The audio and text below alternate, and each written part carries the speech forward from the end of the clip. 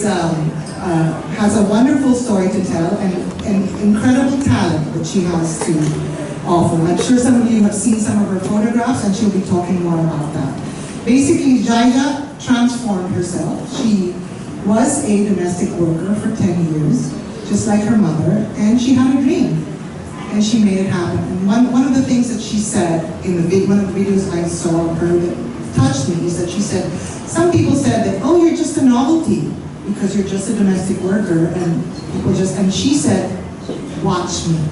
That's all she said. And I thought, if more women would have that sort of vision, saying, you know what, in face of challenge, I have my dream and I'll do it, then our country would be really in a better place. So I think that that is the spirit that For the Women Foundation is trying to encourage. And of course, Jaime, who has so graciously agreed to be our moderator today. We're hoping this is just the beginning. And I think Jaime, I was so grateful for his support, and Lizzie's as well, because she's helping us with FTW Foundation. But basically, Jaime loves, as a student of life, aside from all his corporate responsibilities, which all of you already know about. I don't know if all of you know that he's an avid reader and a student of life, and was very interested in this story because it's a story of human triumph, and I think that that's what he wants to explore. So without going on anymore, I'd like to introduce Xyza Cruz Bacani in her conversation with Jaime.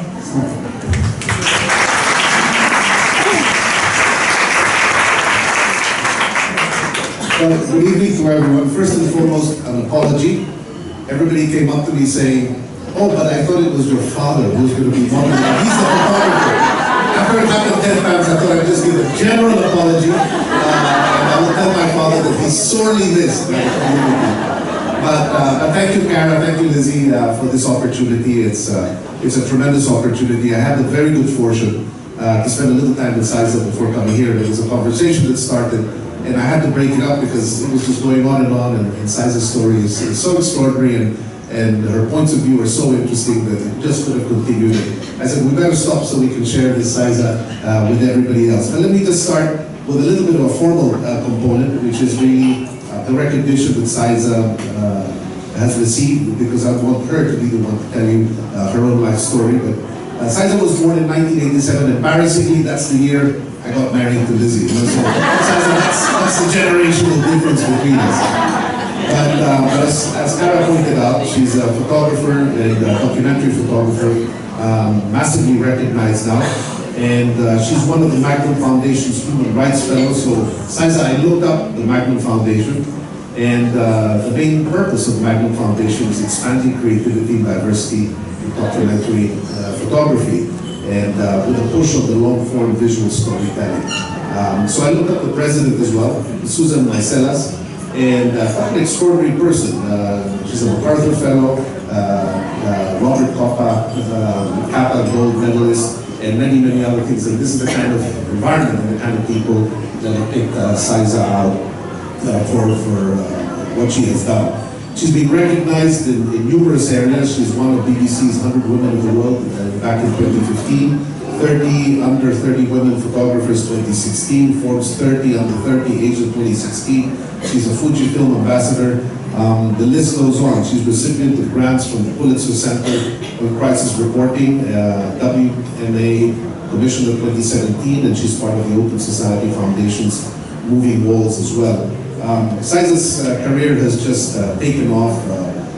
Her artistic endeavors have been recognized, and back in moving on to 2015, Xyza won the prestigious Magnum Foundation's Human Rights Scholarship to New York University, and covered her enrollment at the Tisch School for Arts, where she took a 6-week photography course.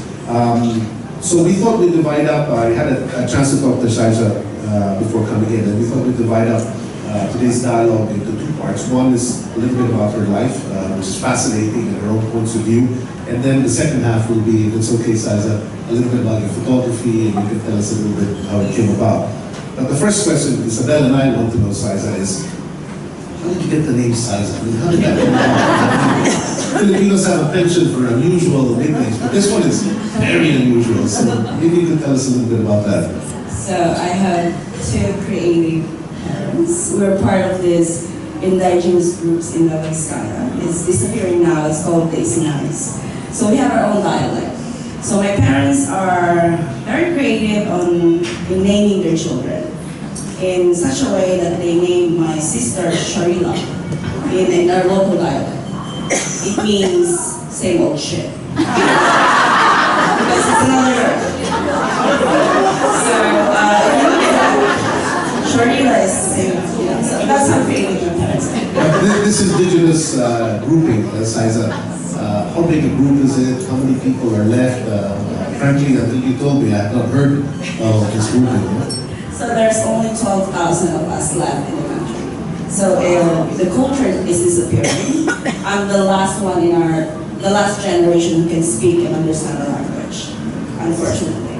It's amazing, and I think one interesting component of our culture in the Philippines is how many groupings like this exist. Now as we move, of course English is part and parts of our culture, but of course we've got Tagalog and the major languages, but these smaller indigenous groupings are beginning to disappear. And I was fascinated when we were chatting, Xyza, that you were saying that at some point, when you have a little time, you'd like to find some ways of preserving, I guess, what's left. And so, what an interesting component as well of our culture. These groupings continue to exist. But I looked through, Xyza, some of your interviews on YouTube before coming here, and there was one that struck me, and I was wondering if maybe we could use it as a way to take off and talk a little bit about your youth and how you picked up photography. You mentioned in an interview, I think it was a TED Talk in Hong Kong, Xyza, that when we were very young, you used to sit with your brother and look out of the window, and you'd look at the TV in the house next door, and you'd watch TV that way. And I thought it was fascinating. Number one, because it was you and your brother, which I thought was wonderful, almost like a painting. But number two, how, in a way, you were looking through a window into another person's home, and might have been the beginning of, I guess, the sensitivity that you had to other people's situation and sharing, I guess, in the life of another person. Can you tell us a little bit about that early childhood? You grew up in Nueva Vizcaya, I think. And what took you to Hong Kong eventually? And what was your early life like? So I have a book people. So I think I want to share my very sexy background story by reading a page of the book, so that I think I'm smarter when I write it, because right now I'm very nervous. There's a lot of you. Like I didn't expect this, you know? So anyway, I want to start with this one. Georgia stepped out of her house quietly, catching one last glimpse of her sleeping children. She did not wake them, because they might start crying, and she would not have the strength to leave. Georgia traveled to Manila Airport with her husband that night. It was November 1996, with only a small bag and 20 Philippine pesos in her purse, about 4 cents in US dollar. Georgia was on her way to Singapore, where she would become a domestic worker. She was to stay there as a tourist while she waited for the employment agency to find work for her. This was illegal, but she was willing to take the risk. 2 years later, Georgia left Singapore and came to Hong Kong, where she has since continued to work as a domestic helper. She saw her children once every 2 years when she went home on vacation. Her children grew up without a mother, and Georgia got to know them only through brief visits, phone calls, and photographs. Georgia is my mother. This is my story. So Georgia is my mother. This is my story, as well as the story of my mother and millions of women who have become foreign domestic workers, leaving behind their children in their home countries. Our stories have been told countless times by others, but more often than not, they only scratch the surface of our experience. This time, we will tell our own story. It's a story of love, family, and sacrifice. So, my very sexy background story started with my mother, and I was 8 years old at that time. So, at 8, she left me with a responsibility of being a mother to 2 other siblings. They were 5 and 3. So that time, I have a very big gap of memories. I think the one that you watch, those are the very vivid watching television with my brother, watching other people eat ice cream. Yeah, so basically poverty bonded us, my brother and I. So my memories of childhood is very sporadic. It's not, I don't really remember a lot because I was so busy surviving and making sure that my siblings survive as well. But I was in our chat. I was fascinated by a conversation we had. You talked a great deal about your mother and the influence she had on you. But you also talked about your father, Xyza, and the love that you have for him, and how he stayed behind and took care of you and your siblings. Can you tell us a little bit about that? You had some strong feelings about that. Clearly, a great deal of love for your father, a great deal of sacrifice took place. Your mother went abroad, your father stayed behind. But it's also an unusual combination in our culture. But I thought your stories were interesting. I don't know if you'd like to talk a little bit about that. When I was doing the book, when it took us 2 years to put together the book. It's a collection of 2013 to 2018 images. One of my greatest fears was people emasculating my father. Because they switch roles. My mother was the one working, meanwhile my father stayed behind to take care of us. So my fear is people will see him differently, that he's not man enough to be able to provide for his family. So I'm scared that people will say, right, mean, the world can be mean, and as much as possible I want to protect my parents from the unkindness of other people. So then I realized that I need to show the world that it takes a great man to be married to a woman who's not at his side for 26 years. Basically, one is living in the Philippines taking care of us, the other one is in Hong Kong, Singapore and Hong Kong. And my father never cheated. He invested the money wisely that my mother was sending us, and they're still in love. So I think it's one of the greatest love story that I've ever witnessed.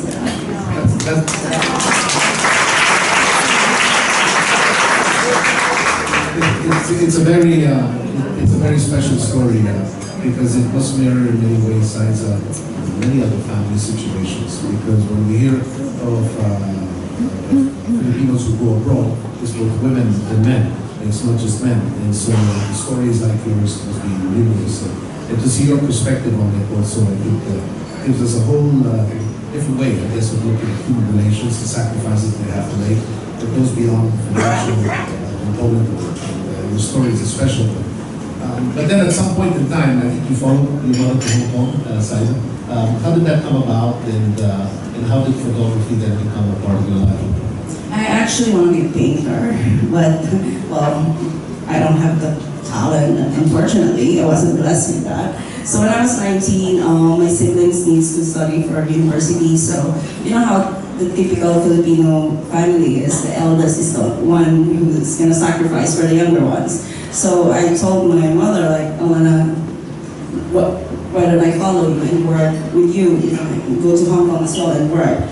I think one thing that I want to specify is I chose to be a domestic worker. I chose that life because I'm really bored at school. The one thing that I noticed is school's not for me. Until now, like, even though I go to any university, if you put me in one room, I'm very, I'm stubborn like that, so yeah. And so you go to Hong Kong, you work together with your mother. How did photography start to become one phrase that I loved, I guess, in the various things I read about you, is that you described your mother as a person who basically lived, within the confines of four walls. She worked hard, she sometimes worked 7 days a week, but that you began to see Hong Kong in a different light for your photography, and in the way you became her eyes. I thought it was such a beautiful way of expressing it. How did that come about? How did you discover that passion? And how did you start discovering that component of your life? When I first arrived in Hong Kong, I don't have a very good relationship with my mother. So I don't have a very good relationship with my mother because, like, I was 8, she left when I was 8, and as a growing girl, a lot of changes happened to me, and I don't have a mom with me.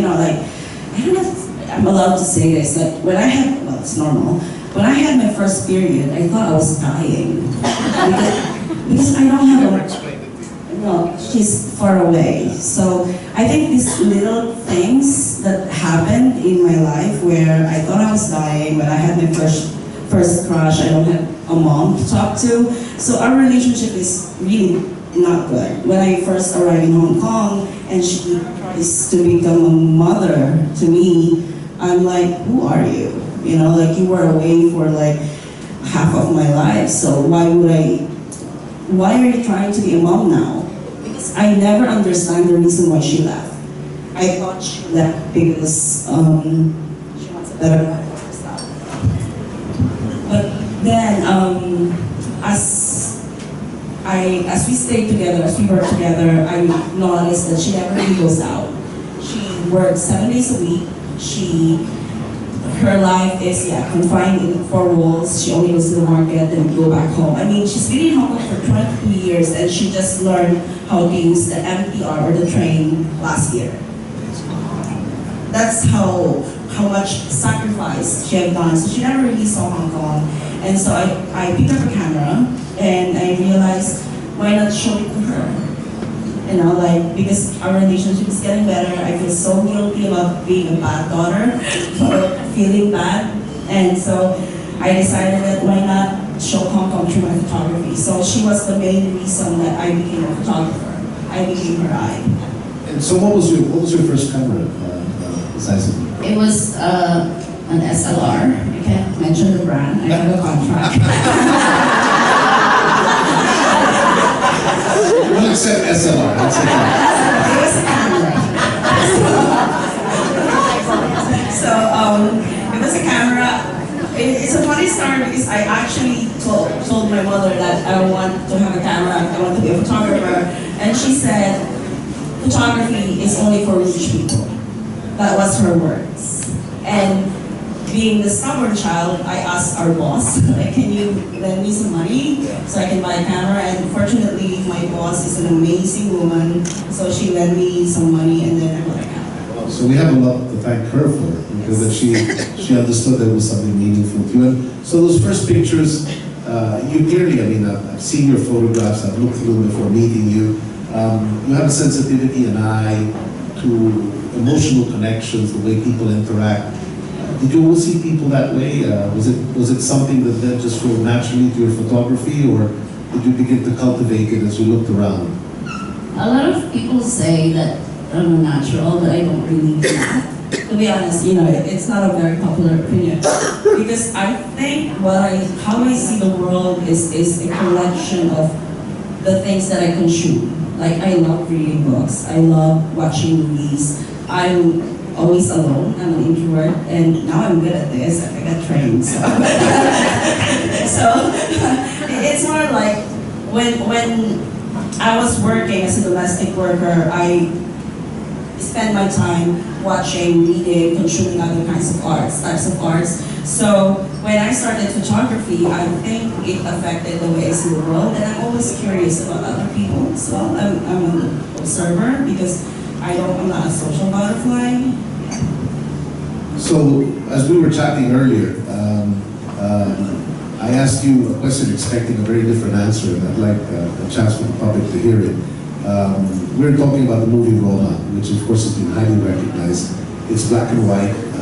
Alfonso Cuarón is clearly a wonderful stylist. His cinematography, which he did himself because he couldn't get access to his usual cinematographer, a friend he grew up with, so he did it himself. And I thought it was magnificent.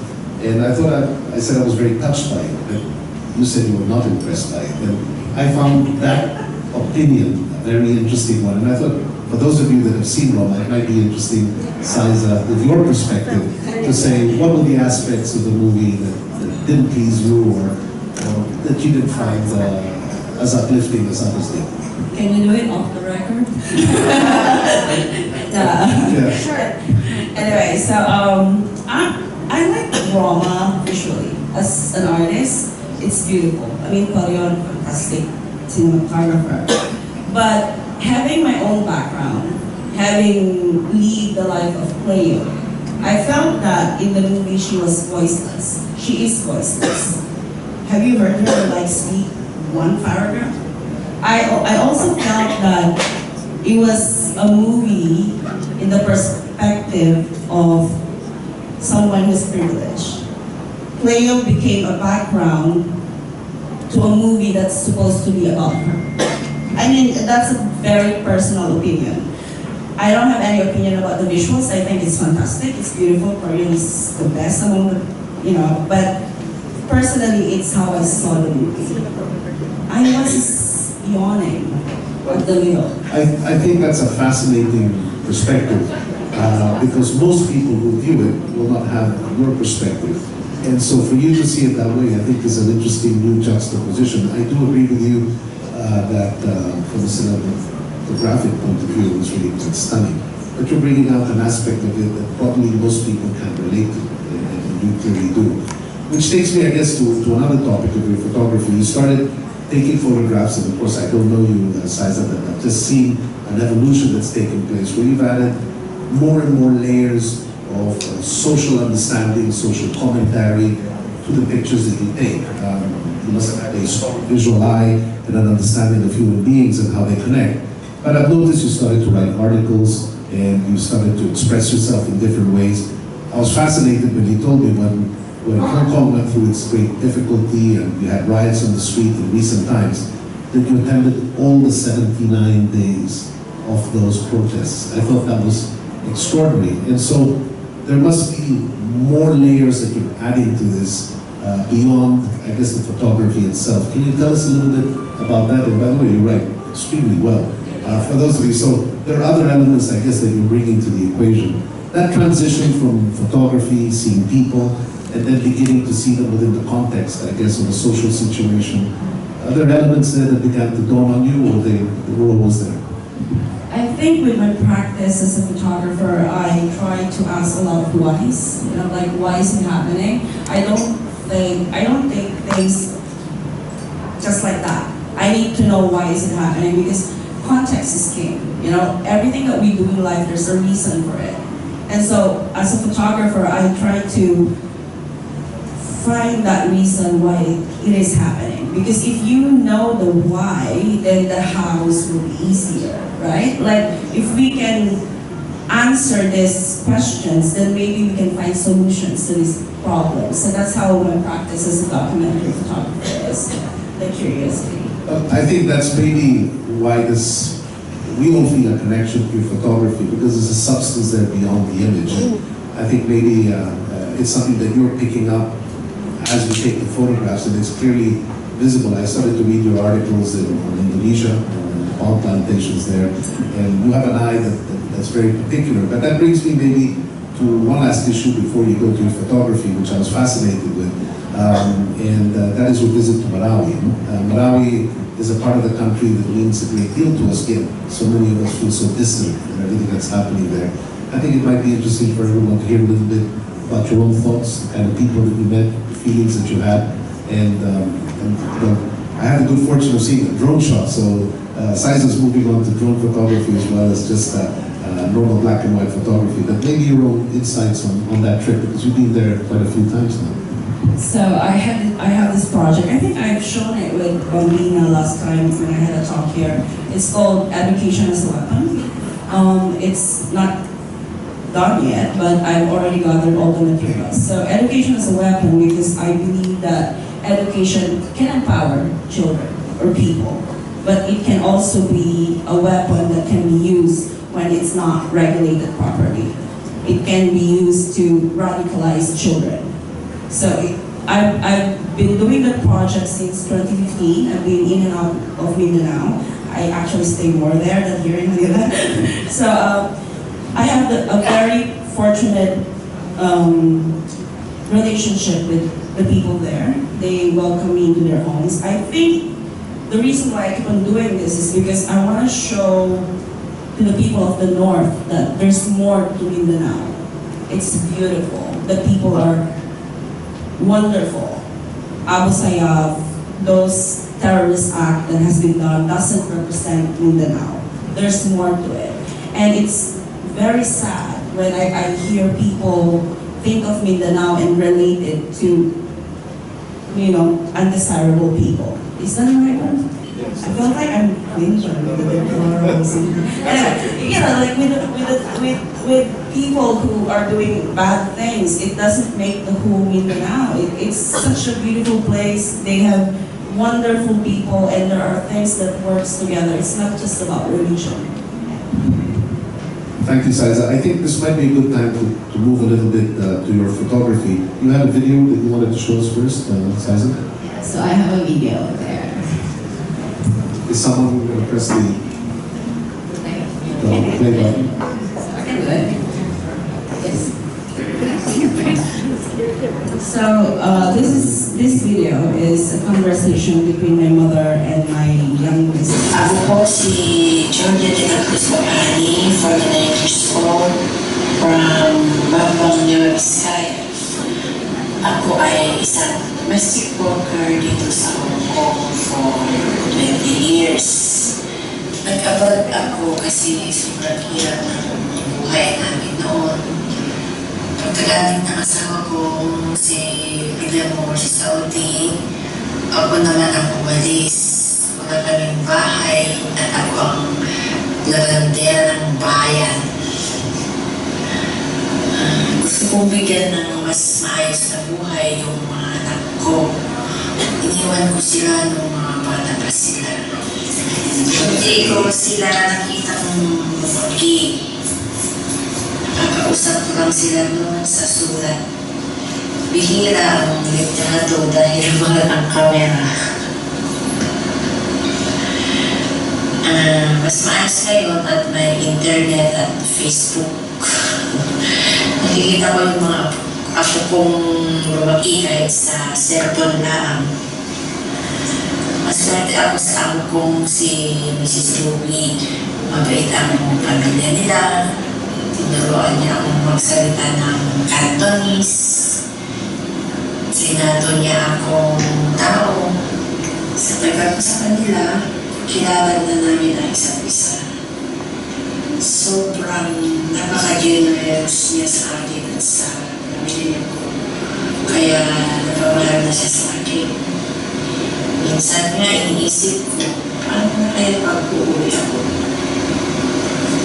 Parang hindi ko siya maiwan. Iniisip ko, isama ko na lang kaya siya sa Pilipinas. Pagtanda siya, alagaan ko siya. Mahirap ang maging katulong. Isama pa talaga, pero kailangan mahalin ang trabaho. Kasi mas mahirap sa Pilipinas. Hindi ako nagsisisi na umalis at nagpunta dito sa Hong Kong kasi naiaral ko yung pamilya ko. Siguro kung hindi ako umalis, baka may TV na ako ngayon sa paglalabana. Siyempre, namimiss ko ang asawa ko araw-araw. Ilang taon na rin kami na long distance. Mahigit 22 years. Sanay na siguro kami na malayo sa isa't isa. Maswerte ako sa asawa ko kasi hindi nagloko. Nag-focus siya sa pamilya namin at hindi gastador. Marunong bawa ng pera. Mahirap lumaki ang mga anak ng walang ina, pero kailangan sakripisyo. Hindi alam ng mga anak ko noon kung anong nangyayari sa akin sa abroad.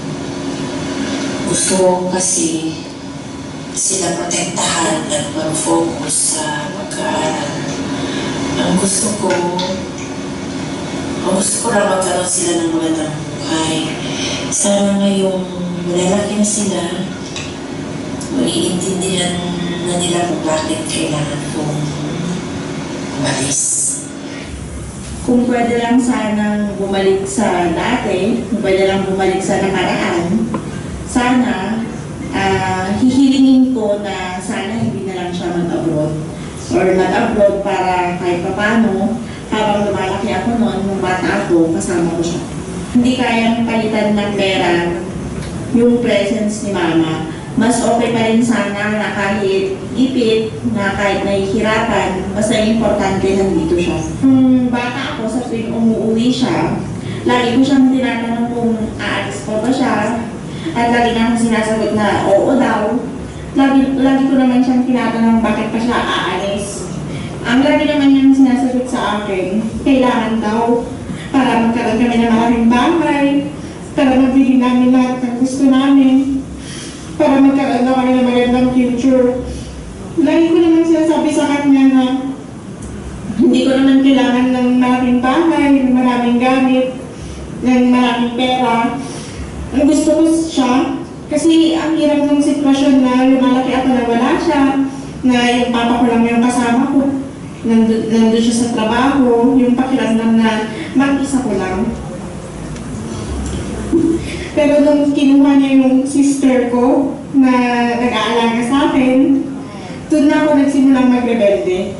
Na parang pakiramdam ko noon, mag-isa na lang ako, na iniwan na nila ako, dahil pakiramdam ko, kulang ko. Pakiramdam ko wala akong pamilya. Gusto ko na sanang umuwi si mama para makakapagpahinga na rin siya, para ma-enjoy na rin niya yung buhay niya, para makasama niya na rin si papa at mga bata.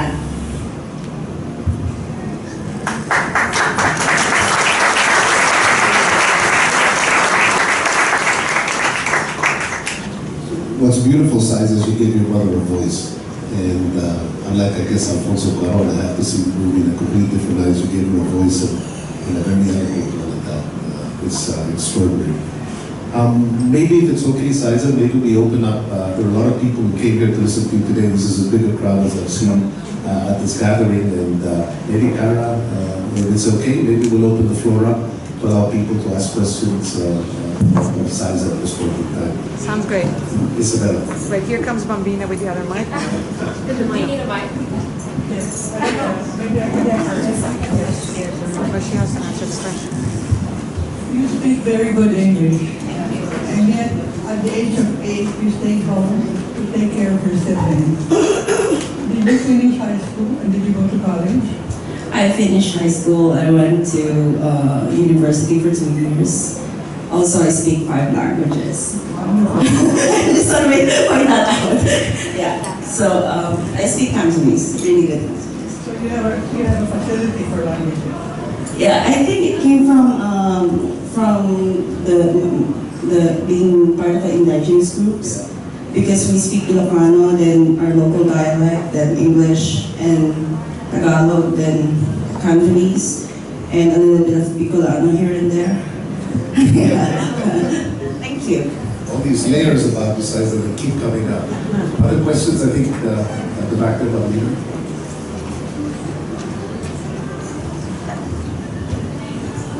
Hi. If you could name top 10 countries you would like to go to photograph what is happening there, if you had like a limited budget, where would you go? What countries would you focus on? Unlimited budget. That's my dream. Well, my top country would be Philippines, because I think we have a lot of stories that the world needs to see. Second one is I'm very fascinated with the Arab world. Actually, I have a project in the Gulf areas. The third one is I only have 5. I mean, Indonesia. I want to go back to Indonesia. It's a very wonderful place. The next one is, of course, I want to go to, I think right now I'm very fascinated with America, the US. I think there's a lot of stories there right now that we need to, know. And mostly Asia. I think it's time that Asians, we tell our stories to the world.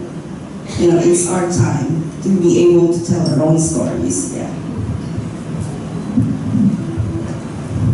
Can you tell us a little bit about the process of your photography? So you said you purchased your first camera. So when did you go out? And you said you also initially said you wanted to take photos for your mother. But when you first started going out into the city, what caught your eye, and how did it become that process of the pictures that you then proceeded to take, and how did it get recognized? How did it become, how did you become aware of it? I started with street photography. I'm always fascinated with, I have a series called Isolation of the Soul. I felt so lonely in Hong Kong. I was 19 when I went there first, so it's only me and my camera. So I was going out, and I'm always fascinated with people who are actually alone. I mean, Hong Kong is a very condensed city. So to find these people, to find someone alone against the backdrop of the big buildings is fascinating for me. Like, again, it's like, what were they thinking? Like, why are you lonely? Why are you sad? So I have all these questions with me. And then another project that I keep on doing for myself is the Love and Poetry series. I changed it to Warm Buddies. The title Warm Buddies, I think it's sexier. Anyway, so the Love and Poetry project is because I write poetry as well. Not so good. It's kind of like Insta poetry. You can read on Instagram. So I'm fascinated by how people actually can love another person. Like, what were you thinking? You know what I mean? Like, how, I'm fascinated that they were able to show their love in public. And I don't understand romance. I don't understand how people or, you know, human beings can actually love another person that is not biologically, you know, it's not like there's nothing there but only love. So I'm very fascinated by that. So I've been doing that project since 2012 to now. And the reason why I mentioned those two projects is because as I develop as a person, as a photographer, I realized that couples who does all this public display of affection are actually isolating themselves away from the public. It's a way of being lonely, but this time they're alone with someone else. And I think that's a beautiful contrast with my isolation of the soul. So as I develop my practice as a photographer, I think my curiosity about how, you know, all the whys, all the questions, like in Tagalog, makulit talaga ako. I have all these questions, and it always guides me with my photographs. I think what comes out a lot, Xyza, whenever you talk, and even in the conversation we had before coming here, is this innate curiosity. And I'm fascinated by it because you're constantly asking questions, and it comes out in your photography. You get into a deeper layer into the questions you ask. The issue of curiosity and the issue of asking questions as part of the artistic process, you feel it's a fundamental strength brought out in a deeper layer, I guess, in your photography. And how did that curiosity come about? As a young kid, were you always curious? Is it about people, curiosity about people, about situations? Or is it general curiosity? Because it's such a strong component of the reasoning that you give for your willing to, your need to understand situations.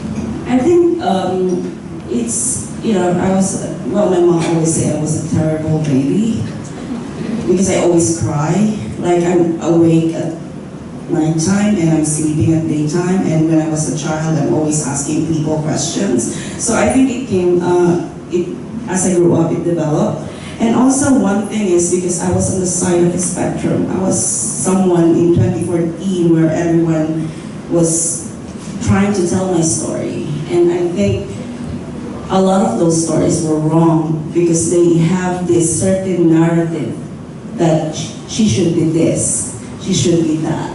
And they never, that's why I have a very strong opinion about Roma. Because I felt that people like me, especially people of color, we are not seen. People don't ask us what we need. There's always people telling us what we need. And I think it's important for me as a documentary photographer to ask questions, because I know the feeling when people don't ask me questions, when people decide for me. Yes. Yeah. That's a very powerful response.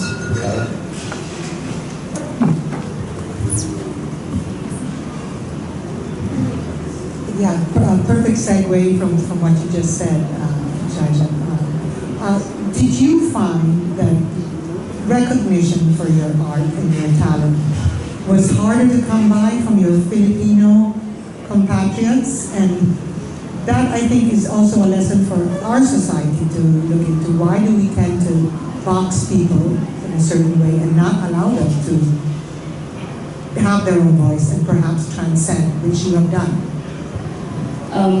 Yeah, I think just being a former domestic worker alone, people just put me in the box. Like, she should just be doing migrant stories because she's a migrant. And I think that's wrong. And when it comes to recognition, I find it really sad that it's so hard for me to come home in the Philippines. I have that itch right now. Like, I need to do more stories in the Philippines because I'm a Filipino. You know, like, I find it sad that I need to be awesome outside first before people even started recognizing the works that I do here.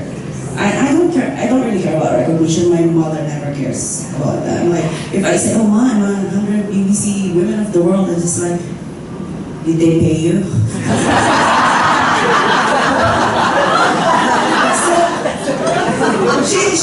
she's you know, she's always like that. So for me, recognitions are just, it's not that important, but it's important that we pave the way for creatives, for artists, for Filipinos to dream that there's more. You know, that they will be able to create, they will be able to be someone else in their own country, that they don't need to go out just to be recognized. So I think that's my, that's my point there. While others are putting up their hands, Xyza, clearly people have also been kind to you. You mentioned the first camera you received. Have people generally, have you received help and kindness from many unusual sources? I'm curious about that because I'm a great believer that I think one should help whenever one can, and if you create a culture of helping, somehow things come back to you. Did you have any experience of that kind in your own upbringing or in the situations you found yourself in? My father always mentioned this to us, even though we're all grown-ups. You should always help other people, even though you don't have anything, because you don't want to be in a position where you're asking for help. So you want to be that someone who's opening doors, rather than someone who's shutting doors. So with my journey as a photographer, I'm very, very grateful to all the people that helped me. Like, I got discovered on Facebook. Can you imagine that? Facebook is evil, but someone saw my works on Facebook, and they were like, okay, let's send your work to New York Times, Rick Ricora, and then it started rolling from there. So I think what everyone of us can do is try to be kind, because it doesn't hurt. You don't know, you'll never know that one person that you saw on Facebook who had a wonderful work, you send it to someone like, hey, I saw this work, then that person will be, will be someone else. So just keep the ball rolling, the ball of kindness rolling, yeah. Thank you. I think there were some questions. Hi, so first off, before I ask my question, I'd just like to say that as a young woman who is similarly interested in the digital arts, I think that you are such an amazing example and such a great source of inspiration, because you're humorous, you're outspoken, and you're obviously very talented and intelligent. So thank you for being who you are. My question for you, I'm interested to see from your perspective, since photography is basically singular moments out of reality, what do you think makes a moment worth capturing? For me, personally, if it makes me happy, or if it makes me feel something, I always shoot with feelings. Like, if you look at my face, I have this resting bitch face, right? So, if you look at my face when I'm not talking, people say, you're like a stone or something. But for me, when I shoot with feelings, I always go with the guts. Like, if I know that photo will make me really happy, then I would take that photo. I think with photography, you should really love the craft. You don't, if I can say something to younger generation, stop caring what other people would say. you need to do it because you love doing it. Yeah. Thanks. Thank you. First of all, yes, thank you for sharing your inspiring story. I'm hoping to see more of the work. I don't know if it's in the cards to see it on the screen, but I'm hoping at least that you'll speak to the work in terms of themes. You talked about isolation of the soul. Is that a show? Is that something that runs through all your work? Yeah, how is that a book? What takes you to Indonesia versus Dubai or Philippines? How do you categorize your body of work? It's about 10 years old now, your body of work, right? You can talk to that. So in the documentary world, I'm very interested in the intersections of migration and human rights. That's why we have a book called We Are Like Air. This is my first book. It's We Are Like Air because I believe that migrants are like air, important necessity in every city, but unseen. We don't see them. The labor is unseen, and it's like air. If you don't have air, you'll die. So the main, in documentary works, my main body of work is migration because I'm a migrant worker. I'm in a very privileged position to tell our story.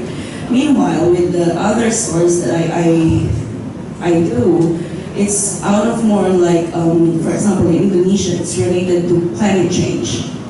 Because I started asking about climate change because it's so hot.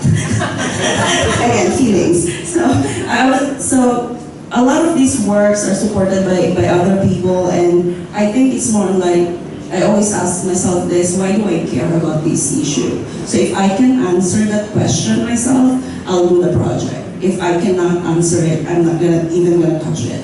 Because it takes a lot of time and work to do one documentary project, like the one in Mindanao, it's now on its fourth year. And with the artsy-fartsy world, it depends what the market wants. I'm just kidding.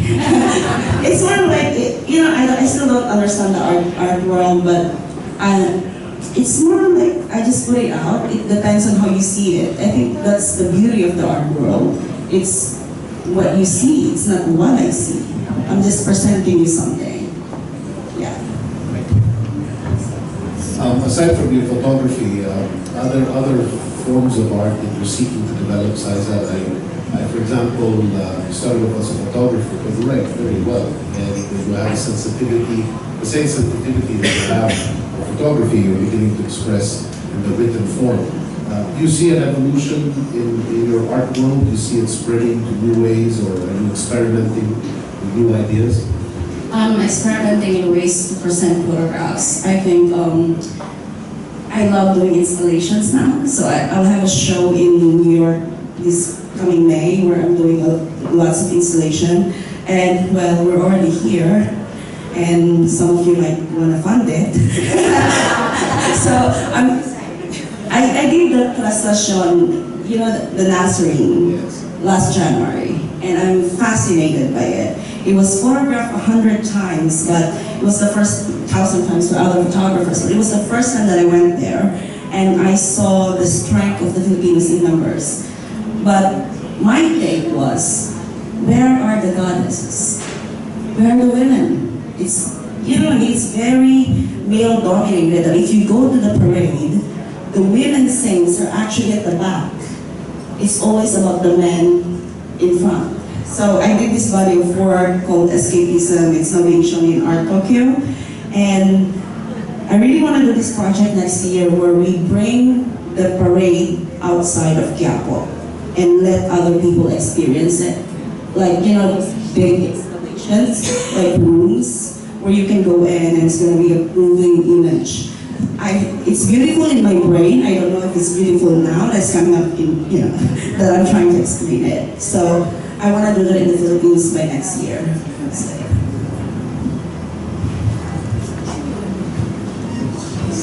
My question might be very sensitive. You were very fortunate and blessed that your family stayed together when your mother went abroad, and that you were able to reconnect with your mother. Having myself been abroad for many years and having seen the FWs, domestic workers abroad, where most families do not make it. But for every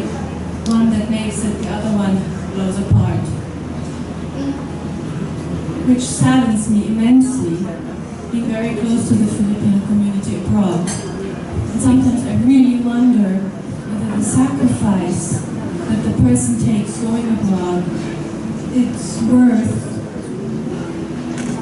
for what happens afterwards, 5, 10, 15, 20 years down the road, when there is no relationship between the children and the mother or the father, and sometimes the money is not invested wisely back home.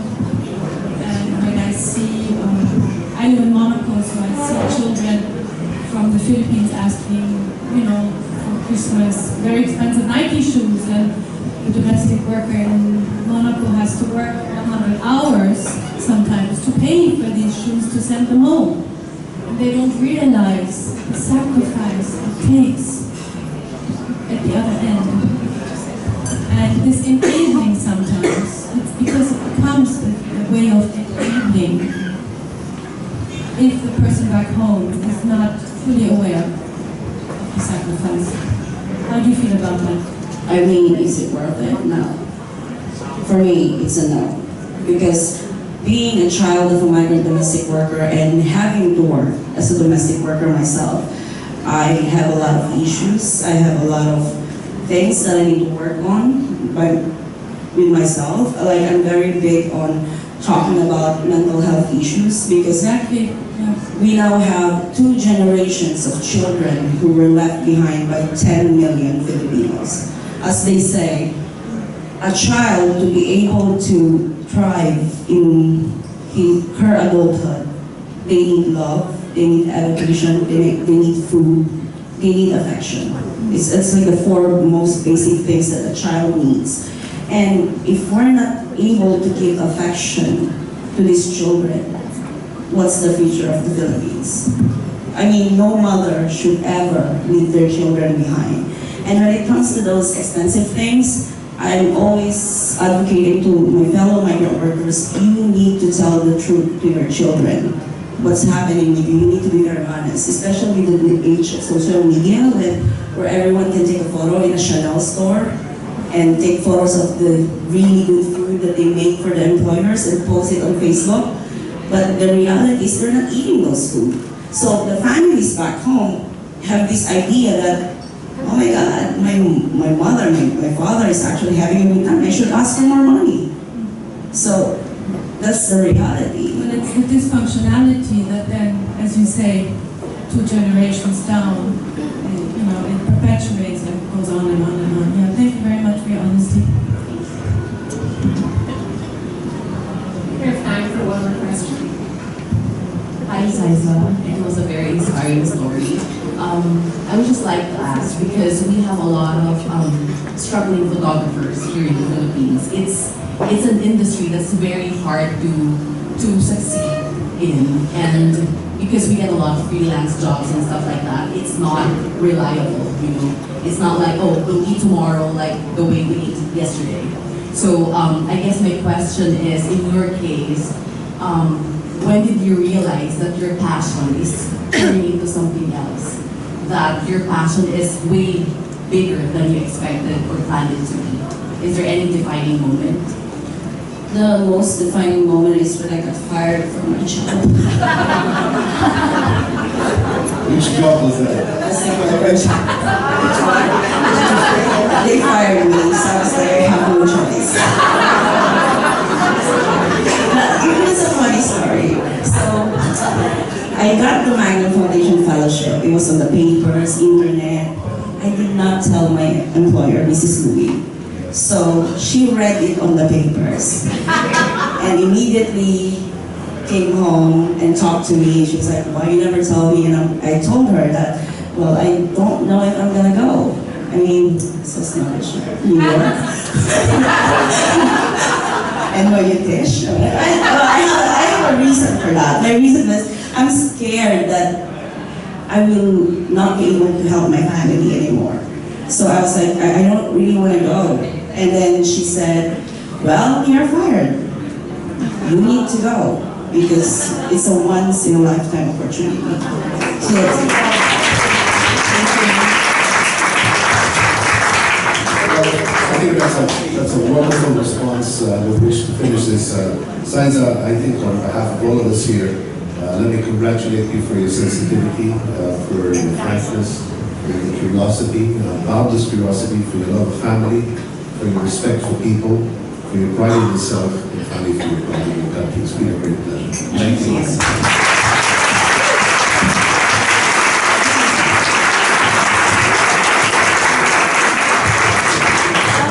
Okay, can I plug my book? Yes, that's what I was going to do. So, unfortunately, we're supposed to bring 50 books, but, you know, days, whatever. So, if you want to buy the book, just leave your contacts and we're just going to deliver it to you. Thank you so much, guys. Thank you very much. Thank you everyone for